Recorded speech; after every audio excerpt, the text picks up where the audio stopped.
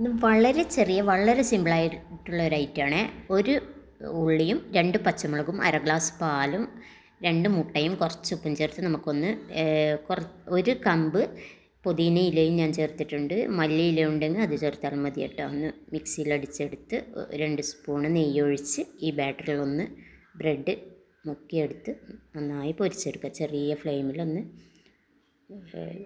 അകം വേകുന്നത് വരെ ഒന്ന് പൊരിച്ചെടുക്കട്ടെ. നല്ല ടേസ്റ്റാണ്. ചെറിയ സാധനം, വളരെ സിമ്പിൾ, ഒന്നും ഒരു പണിയുമില്ല. പെട്ടെന്നാവും. നല്ല ടേസ്റ്റുള്ള ഒരു ബ്രെഡ് പൊരിച്ചത്. എല്ലാവരും ഉണ്ടാക്കി നോക്കിക്കോട്ടാ. ഇന്ന് വേറൊരു ഐറ്റം കൂടി ഞാൻ ഉണ്ടാക്കിയിട്ടുണ്ട്. അതിൻ്റെ ഫുൾ വീഡിയോ ഇല്ലാത്തത് കൊണ്ടാണ് വീഡിയോ ഞാൻ എടുത്തിട്ടില്ല, അതുകൊണ്ടാണ് കാണിക്കാതിരുന്നത്.